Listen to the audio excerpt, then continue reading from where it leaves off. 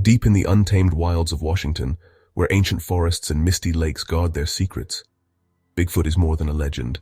It's a presence that haunts those who venture too far. In this video, we bring you 6 gripping, dramatized true encounters from before 1980, drawn from real reports of hikers, campers, and locals who crossed paths with the unknown. From menacing tree pushovers at Cub Lake to a shadowy figure stealing cookies in the moonlight, these stories will pull you into the heart of the Pacific Northwest's darkest mysteries. So, settle in, turn down the lights, and let's explore the terrors that lurk in Washington's shadows. Don't forget to like and subscribe for more spine-chilling tales. My name is Ethan Cole, and in July 1977, I was hiking to Cub Lake, 5 miles east of Lake Chelan, Washington, with my roommate Nate. We'd taken the Lady of the Lake ferry to the Prince Creek Boatin' Campground, dropped off at a flag stop, craving a break from the summer crowds. The day was sunny, 85 degrees, no wind, the trail winding through dense forest along Middle Fork Prince Creek. We were in high spirits, joking about finding Bigfoot, though I never took the stories seriously. That changed in the lake basin. The hike was grueling but beautiful, pines towering overhead, the air thick with the scent of sap and earth. As we crested into the level basin near Cub Lake, the forest opened slightly, revealing a meadow dotted with wildflowers. That's when we heard it, a deafening thud, like a massive tree hitting the ground. The earth shook under our boots, and we froze, scanning the trees. "Probably just a dead tree falling," Nate said, but his voice was shaky. We kept walking, but 2 minutes later, another thud echoed, closer this time, the ground trembling again. I felt eyes on us, a prickling on my neck, but saw nothing. Over the next 10 minutes, 3 more trees fell. Each crash louder, more deliberate, spaced exactly 2 minutes apart. The air grew heavy, the birds silent, and a faint, musky stench drifted through the basin. Nate grabbed my arm, whispering, "This isn't right, something's watching us." I nodded, my heart pounding. We turned back, abandoning our plan to camp at the lake. As we retraced our steps, the thuds followed. 5 more, each one shaking the ground, like whatever was out there was hurting us out. The crashes stopped only when we reached the thicker forest, the trail sloping back toward Lake Chelan. We camped by the lake that night, too rattled to sleep, our fire blazing high. In the morning, we hiked back to the basin, hoping to find proof. Near the GPS coordinates, 48.197873, -120.4192001, we found freshly splintered trees, their trunks snapped like matchsticks, too high for a bear or a storm. No footprints, no fur, just that lingering stench and a feeling of being watched. The locals on the ferry back said we were lucky. They'd heard stories of something in those woods, something that doesn't like visitors. I don't know what pushed those trees down, but it wasn't natural. It wanted us gone, and I've never gone back to Cub Lake. I'm Steve Franklin, and in August 1968 I was vice president of the Edmonds Junior Sportsman's Club, leading a group of 6 kids and 1 adult to Colchuck Lake up the Icicle River Trail from Leavenworth, Washington. The trail was tough, 6 miles through dense forest to 5,200 feet, but my buddy Glenn and I pushed ahead to set up camp and build a fire. Our adult chaperone, Mr. Larson, had fallen into a creek 2 miles in, so we wanted to have a fire ready to dry him off. It was dark when we reached the lake, the trail fading into a talus slope. We yelled back and forth, searching for a spot, until Glenn found a lean-to near the water. We set up camp, the moon breaking through clouds, casting shadows over the pines. I went to the lake for water, my pan clinking against the rocks when I heard screams, high-pitched, piercing like a cougar but faster, circling the lake. I thought it was coming for me, so I sprinted back, grabbing my .22 rifle. Glenn and I waited, hearts racing, but no cougar appeared. We cooked eggs, assuming the rest of the group wasn't coming that night, and tried to sleep. I couldn't, too wired from the screams, lying awake by the lean-to's windbreak, a 6-foot wall of poles. Around 2:30 a.m., I saw a head moving behind the windbreak, silhouetted against the moonlight. Thinking it was Mr. Larson, I watched as it reached the end and crouched, rummaging through my backpack. "You finally made it," I said, sitting up. The figure stood and my blood ran cold. It was no man. Over 7 feet tall, broad, covered in dark, shaggy fur. The fire's glow caught its eyes, glowing like embers, and a stench like wet fur and rot hit me. I froze, my rifle useless beside me, too scared to move. It stared for seconds, then turned, crashing through the trees. I woke Glenn, but it was gone, only its footsteps fading into the night. In the morning, my pack was a mess, stuff scattered, and my Oreo cookies were gone, the package empty. The group arrived, and Mr. Larson said it was a bear, but I knew better. We found a cave-like slab on the talus slope filled with black hair and brush, like a den. Years later, I saw a magazine about Sasquatch sightings at Kolchak Lake, and those screams matched recordings I heard. Whatever it wasn't a bear. It was something that wanted my cookies, and maybe more. I'm Dan Carter, and in February 1973, I rode my motorcycle up to visit friends camping in a trailer near Wenatchee, Washington, in the pine forests below the timberline. It was dusk, foggy with snow on the ground, the air biting cold. I'd heard the Bigfoot stories. Leavenworth, just 20 minutes away, had sightings going back years, but I didn't put much stock in them. That evening, as I cut my engine by the trailer, I saw something that changed my mind. Across an open hillside about 250 yards away, a dark figure moved through the snow. At first I thought it was a hunter, but it was too tall, easily 7 feet, maybe more, and covered in what looked like a hairy suit. Its stride was long, effortless, cutting through the snow like it weighed nothing. I watched, my breath catching as it glanced back at me, its eyes locking onto mine, small and glinting in the fading light. It didn't stop, just kept walking, looking back every few steps like it was making sure I saw it. The thing was massive, maybe 600 pounds, its shoulders broader than any man's. I stood frozen, my hands still on the handlebars as it climbed the ridge and vanished into the timber. The fog thickened, swallowing the hillside, but that gaze stayed with me, cold and deliberate. I didn't tell my friends right away. It haunted me for a year before I spoke of it. When my brother-in-law reported his own sighting in '94, I finally shared the story. The locals weren't surprised. Wenatchee's woods have always held secrets. I went back once, found no tracks in the snow, but the air felt wrong, like something was still watching. That thing wasn't human, and it knew I was there. I haven't ridden those trails since. I'm Tommy Ellis, and in the summer of 1954, I was a kid playing in a sandbox by Miners Creek near Holden, Washington, where my dad worked for the Howe Sound Mining Company. It was hot, late July, the North Cascades wilderness stretching out around us, buckbrush to the north and a glacier at the valley's end. My friend Eddie and I were digging, the creek's roar drowning out everything, when I looked up and saw him, a man in a fur coat, stepping from boulder to boulder across the creek, maybe 100 yards away. It was strange, too hot for a coat, and he moved oddly, deliberate, looking down at the water's edge as he came closer. I ran to get my dad, Irvin, who grabbed 2 other miners and a pair of binoculars. We hurried back to the creek, but they wouldn't let me look through the lenses. I heard them arguing. Can't be a man. Can't be a bear. Bears don't walk like that. The figure was at a bend where the creek turned east, a scree field on the other side making it hard to cross. He was tall, maybe 8 feet, his arms swinging long and loose, like that Bigfoot film I'd see years later.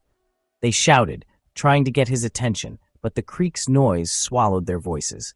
Then he looked up, his face shadowed, but his eyes catching the sunlight, dark and unblinking. He turned and walked back upstream, disappearing into the pure wilderness to the southwest. The adults were shaken, muttering about what they'd seen. Eddie and I searched the bank later, but found no tracks, just that uneasy feeling of being watched. My dad's gone now, but I wish I'd asked him more. That wasn't a man in a coat. It was something else, something that belonged to those mountains, and it didn't want us there. I'm Rachel Hayes, and in April 1979, my husband Greg and I rented the Bear Paw Cabin near Leavenworth, Washington, just 2 miles from downtown, but backed by a hilly, wooded ridge. We wanted a quiet spring getaway, the woods thick with pine and the air crisp. The first night, as we settled in around 10 p.m., we heard a single wood knock, sharp, like a bat hitting a tree. I jumped, but Greg said it was probably a deer. I didn't believe him, but we went to bed, the cabin creaking around us. The next evening, we were in the hot tub, the sky still light around 8 p.m., when Greg heard 2 more knocks, louder, from the woods behind the cabin. I brushed it off, saying it was just animals, but my stomach twisted. An hour later, Greg went to the car for his jacket and heard another knock, closer, like it was just beyond the tree line. I laughed nervously, joking about Bigfoot, but secretly hoped I was wrong. Around 10 p.m., I climbed into bed, still wide awake, when a loud thunk shook the wall behind my head. A second softer thunk hit the next bedroom's wall. My heart raced. It sounded like rocks hitting the cabin.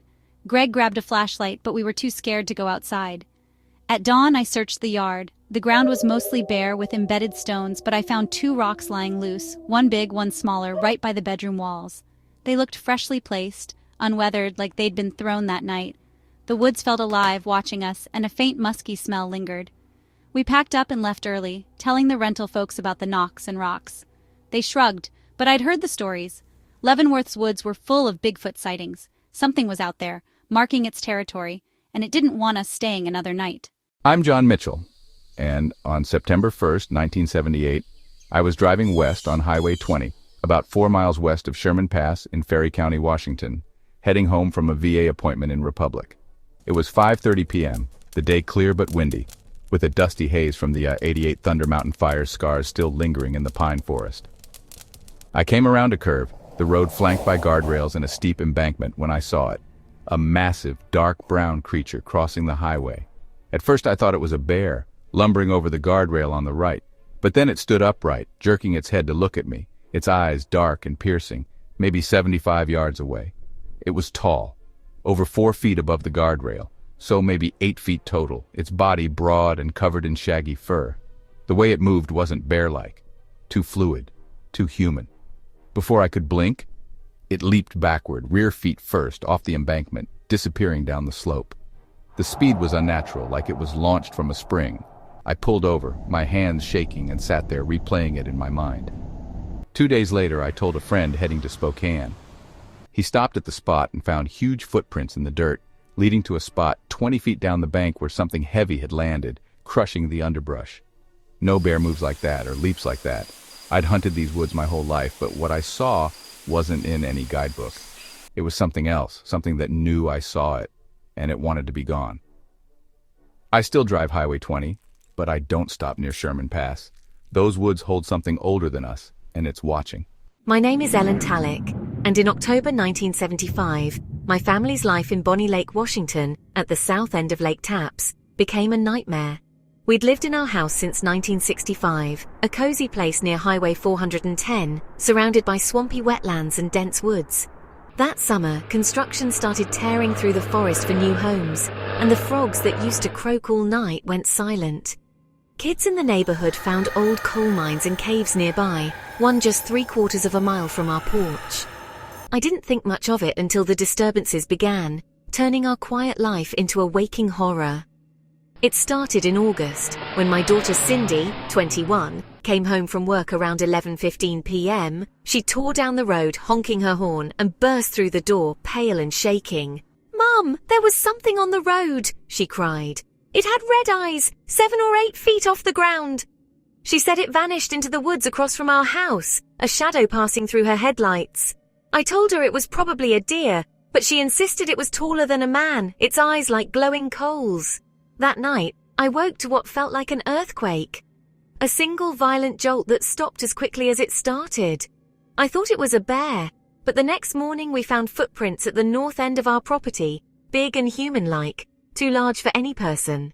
Cindy was so scared she moved out days later. A few nights later, my young sons Tim and Joey were sleeping in a tent in the backyard when our dog Heidi started whining.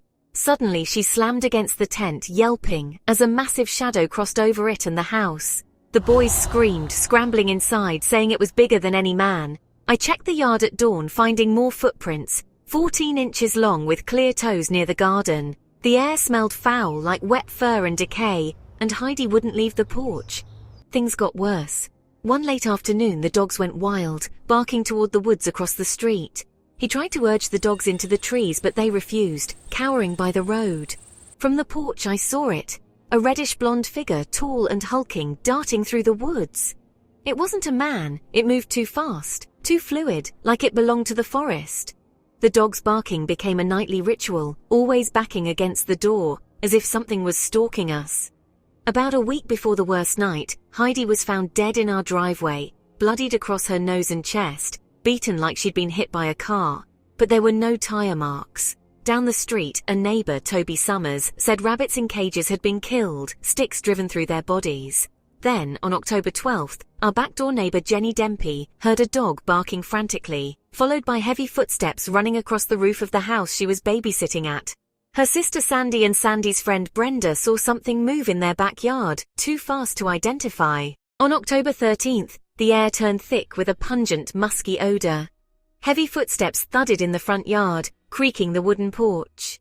In the morning, we found 2 ducks dead, their bodies twisted in the grass. The next night, October 15th, my daughter Debbie, staying over, woke at 3 a.m. to 3 or 4 massive strides crossing the yard, each step shaking the ground like a horse galloping. Then came animal screams, shrill, guttural, unlike anything I'd ever heard. I called the Bonnie Lake police, and Officer Heidenreich arrived, searching the property. He found a footprint near the porch, 16 3/4 inches long, 7 inches wide, with 5 clear toes. Next to it was a piece of driftwood from our backyard garden, now inexplicably in the front yard, as if something had carried it. I cast the print the next day, October 16th, and showed it to a local researcher who photographed it. Officer Heidenreich admitted it could have been Bigfoot, though he'd thought their tracks were bigger. He mentioned this was our second call in months. Earlier that summer we'd reported someone sneaking around but found nothing. The researcher told me about a theory from Officer Pittenger in South Tacoma, claiming a family of 6 Bigfoot-like creatures lived near Lake Tapps, maybe driven out by the construction. Our neighbors kept reporting things, shadows, smells, dead animals. The caves nearby, the old mines, they felt like hiding places for something ancient, something angry. We stayed in that house, but the dogs never stopped barking and I never slept easy again. Whatever was out there wasn't just passing through. It was watching, testing us, and it left its mark. On our yard, our animals, and our lives. The wetlands are gone now, replaced by houses, but I still hear those footsteps in my dreams and I wonder if it's still out there, waiting in the last scraps of forest. That's it for these 6 haunting tales of Bigfoot encounters in Washington's wilderness. From falling trees to shadowy figures in the moonlight, these stories remind us that some mysteries are best left unexplored. Thanks for watching. Please like and subscribe to support my channel so I can bring you more dramatized, true encounters from the unknown. Until next time, stay safe and keep an eye on the trees. In America's wild forests, where secrets lurk in the shadows, ordinary people have met the extraordinary.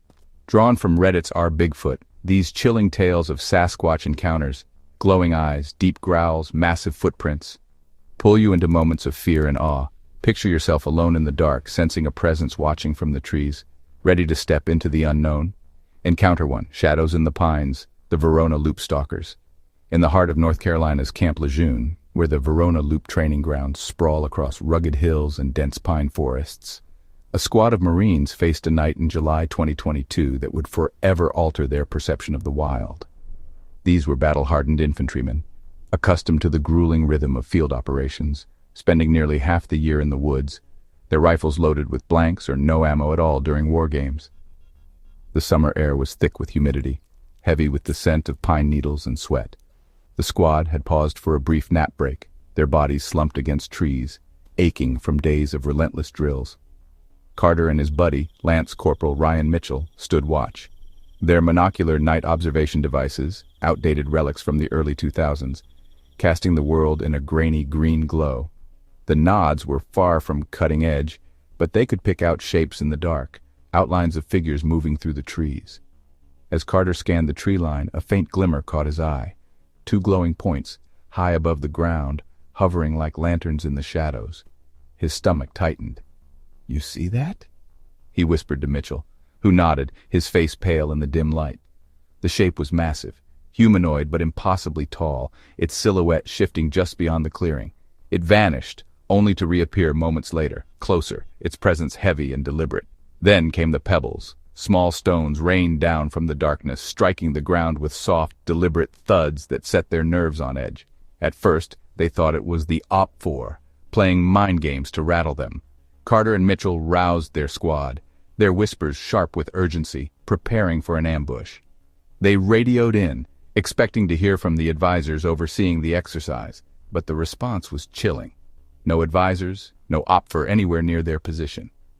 The pebbles kept coming, now accompanied by sharp wood knocks, crisp, intentional cracks that echoed through the forest like a warning. The squad formed a defensive perimeter, their rifles useless with blanks, their hearts pounding with a mix of adrenaline and something primal, fear. In a desperate bid to assert control, they opened fire with their blanks, the sharp pops splitting the night. And then they saw them, two towering creatures, each at least 8 feet tall, standing 25, 30 meters away. Their bodies were cloaked in dark, shaggy hair, their forms broad and muscular, radiating a strength that seemed to bend the air around them. One creature let out a growl so deep it vibrated through the Marines' chests, a sound that shook even those hardened by combat. As if to drive the point home, it reached out and snapped a semi-thin tree with a single, effortless motion, the crack reverberating like a gunshot. The second creature lingered, its eyes glinting in the nod's faint glow before both turned and melted into the pines, their departure as silent as a shadow passing over water. Imagine yourself there, standing in the dark, your rifle useless, the weight of those glowing eyes pinning you in place. The forest, once a familiar training ground, now feels alive with unseen watchers, each rustle a threat, each shadow a question. Your heart races, your breath catches. Would you hold your ground, or would the instinct to flee overwhelm you? For Carter and his squad, the dawn brought no answers, only evidence. In the soft earth, they found massive footprints, 15 inches long, with 5 distinct toes, pressed deep as if bearing an immense weight. No bear, no man could leave such tracks. Carter, once a skeptic who rolled his eyes at Bigfoot tales, felt his worldview shatter. The forest was no longer just a battlefield, it was a realm of mysteries, where something ancient and unknowable walked. They reported the incident, but their superiors dismissed it with skeptical smirks.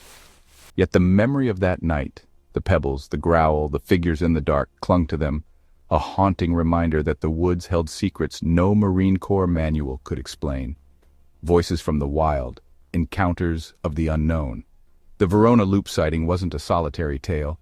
Across decades, others who trod the shadowed paths of military training grounds and remote wildernesses have shared stories that mirror Carter's, each adding a layer to the enigma of the creature known as Sasquatch. Encounter 2. The White Thing of Straight Mountain. In the late 1970s, Thomas Reed, a Marine 0331 machine gunner, carried a childhood memory from a family camping trip in Alabama. Returning from fishing near Straight Mountain, a loud crash echoed from the hillside, followed by a growl so deep it seemed to pulse through their bones. The adults, faces tight with unspoken fear, hurried the children into the car and sped away, muttering about the white thing. Years later, during mountain warfare training in Northern California, Reed heard that same guttural growl, accompanied by wood knocks in the freezing night. His squad, who had laughed at his story days earlier, froze as the sound tore through the darkness. By morning, their mocking grins were gone, replaced by pale, haunted expressions. "It's like it happened yesterday," Reed wrote, the memory as vivid as the chill of that long-ago night. Encounter 3, the Benning Ranges. A veteran whose stepfather was an airborne instructor at Fort Benning, Georgia, shared tales of creatures stalking the firing ranges. Ranger candidates reported unseen pursuers, and drivers on the road linking Benning to Columbus dodged rocks hurled from the shadows. One night, a massive figure darted behind a friend's van, striking it with a force that left a dent. In the Pacific Northwest's Sear Ranges, instructors spoke in hushed tones of frequent encounters, an open secret among those who earned their trust. "Your story's not out of the ordinary," the veteran noted, echoing the countless vets who faced the same mystery, armed only with blanks. Encounter 4, the Humvee Watch. Another Marine stationed at Camp Lejeune described a solitary night on comm watch in a Humvee. Reddish eyes glowed in the distance, too high for a raccoon, too steady for a trick of the light. Branches shook violently, and when he flicked on the vehicle's lights, a massive figure strode away with unnerving speed. His platoon dismissed his story, but the memory of those eyes and that fleeting glimpse lingered, a chilling reminder of the unseen watchers in the woods. Encounter 5, the Pendleton Scream. In March 1993, during a simulated war game at Camp Pendleton, California, a scream tore through the night, long and anguished, vibrating through the chests of over 100 Marines. Amid live fire, tracers, and trip flares, no mountain lion or screech owl could have lingered. The instructors, some visibly shaken, ordered an immediate return to base. They'd heard it before, one Marine recalled, the memory of that angry, otherworldly sound etched into his mind. Encounter 6. Whispers from the North. In northern Manitoba, a Cree hunter and his uncle encountered a creature while moose hunting in the muskeg swamps. Mistaking it for a moose at first, they watched it rise to over 7 feet, grimacing as it dropped to all fours and bounded away with a bear-like growl. Further north, in Thompson, Manitoba, Cree elders spoke of the hairy man, a being cursed to roam after a desperate winter drove it to unspeakable acts. These stories, passed down through generations, carried the weight of truth for those who lived close to the land. Encounter 7. A Skeptic's Doubt. A skeptical outdoors woman, despite her doubts, shared her own brushes with the unknown. An overwhelming infrasound reaction on a mountain highway, wood knocks silencing her dog sled team, and heavy footsteps climbing a forested hillside after her own vocalization. A retired law enforcement friend recounted a face-to-face encounter as a teenager. A Sasquatch screaming at him and his companions. A local Native American spoke of his grandfather feeding bread to a Sasquatch on their reservation. "I lean skeptic," she admitted, "but there are mysteries we can't explain." Encounter 2. The Ouachita Night Terror. In the dense, tangled heart of Arkansas's Ouachita National Forest, where moonlight barely pierces the canopy of ancient pines, a hiker named Sarah Thompson ventured alone in September 2023, seeking solitude along a remote trail near Lake Ouachita. The air was heavy with the scent of damp earth and resin, the kind of crisp autumn night that makes every sound sharp and vivid. Sarah, an experienced backpacker, had planned a solo overnight to clear her mind. Her tent pitched in a small clearing surrounded by towering trees. But as darkness fell, the forest revealed a presence that turned her quiet retreat into a heart-pounding encounter with the unknown, leaving her to question what truly roamed the wilds of Arkansas. It was around 11 p.m. when Sarah first heard it, a low, guttural moan that seemed to rise from the earth itself, echoing through the valley.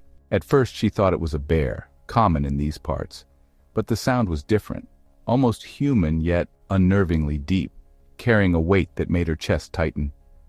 She gripped her flashlight, its beam slicing through the darkness, but the forest was still, too still. Then came the wood knocks, sharp, deliberate cracks like someone striking a tree with a heavy branch coming from multiple directions. Her heart raced as she scanned the tree line, the beam trembling in her hand. Suddenly a rock landed just feet from her tent, followed by another, each thud amplifying her growing dread. Imagine yourself in that tent, alone, the forest closing in around you. Every rustle feels like a threat, every shadow a figure waiting to step into the light. Would you stay, frozen, or bolt into the unknown? Sarah chose to act, unzipping her tent and shining her flashlight toward the source of the rocks. There, at the edge of the clearing, stood a massive figure, over 7 feet tall, its body cloaked in dark, matted hair, its eyes reflecting the light like twin embers. It stood motionless, its broad shoulders filling the space between the trees, exuding a presence that felt both ancient and alive. For a moment it stared back, its gaze piercing, before letting out a bone-chilling scream that echoed through the forest. Sarah stumbled back, her breath catching as the creature turned and vanished into the night, its heavy footsteps fading into silence. At dawn, Sarah found tracks near her camp, 16-inch prints with 5 toes pressed deep into the soft soil. She reported the encounter to the Bigfoot community, where it was met with a mix of awe and skepticism. A follow-up search with local enthusiasts found no further signs, but the broken branches and disturbed earth hinted at something massive passing through. For Sarah, the Ouachita was no longer a place of peace. It was a realm where shadows walked, and the scream of that night lingered in her dreams, a reminder that the forest held secrets beyond comprehension. Encounter 3. The Adirondack Watcher. In the wilds of New York's Adirondack Mountains, where rugged peaks and dense forests stretch endlessly, a family camping trip in August 2024 turned into a chilling brush with the unknown. The Carter family, John, his wife Emily, and their 2 teenage sons, had set up camp near Lake Placid, their site nestled among towering hemlocks. The summer night was warm, alive with the hum of crickets and the soft lapping of water, promising a weekend of fishing and stargazing.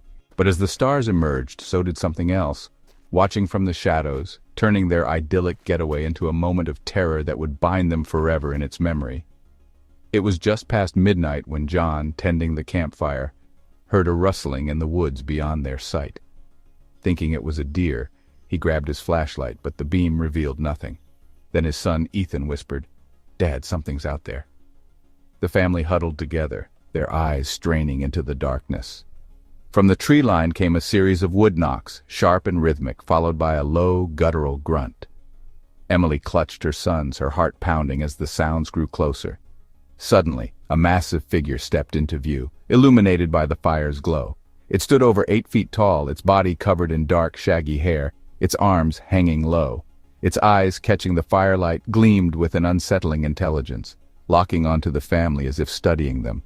Imagine yourself by that fire, the warmth at your back, the cold dread creeping up your spine. The creature's gaze feels like a weight, pinning you in place. Would you scream, run, or stand frozen, hoping it turns away?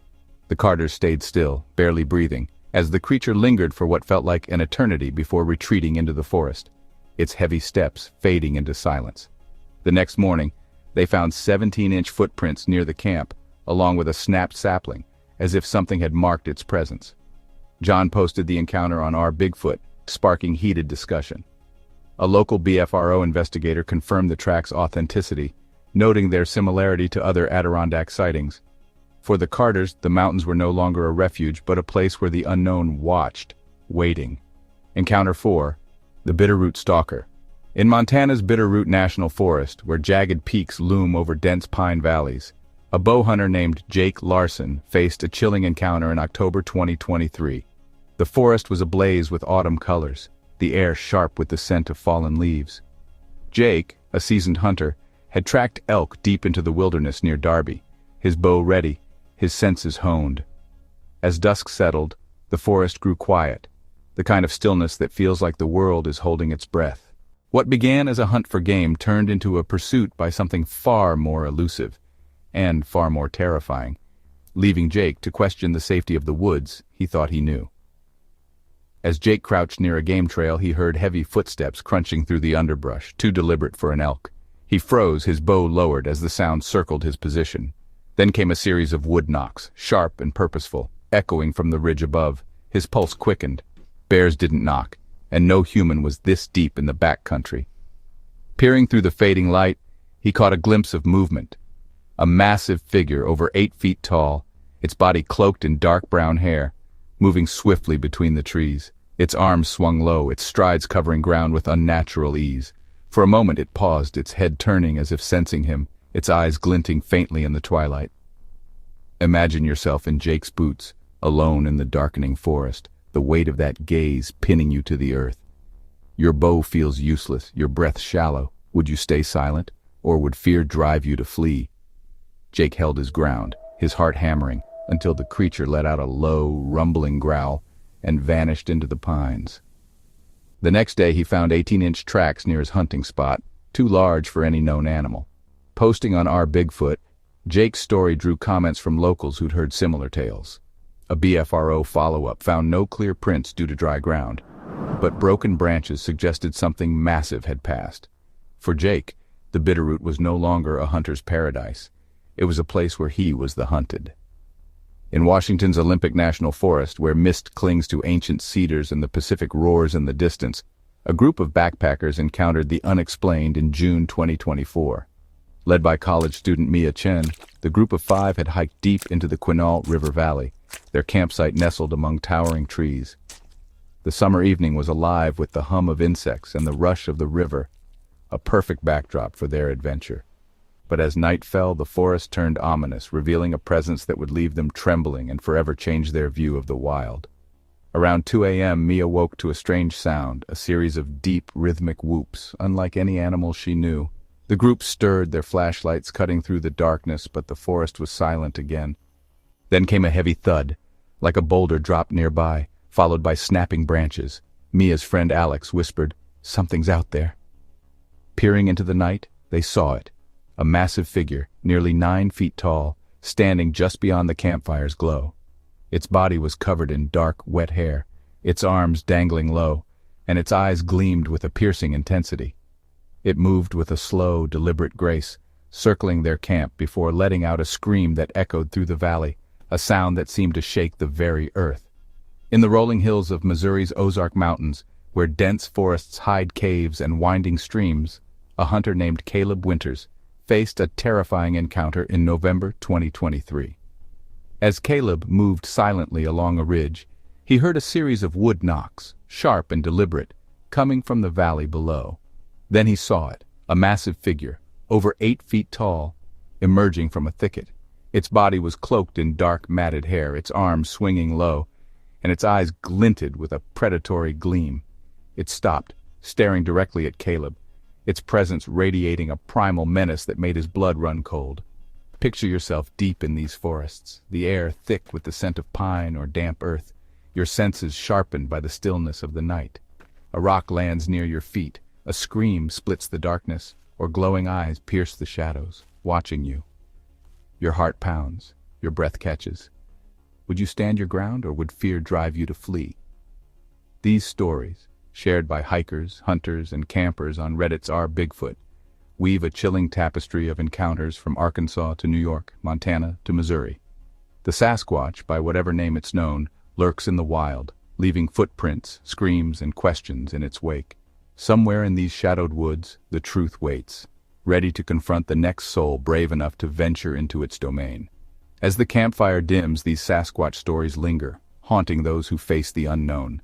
From Arkansas's screams to Adirondack eyes, each leaves questions unanswered. Shared on our Bigfoot, they remind us in the woods a rustle or snap might be more than the wind. The truth waits, calling the brave to seek it.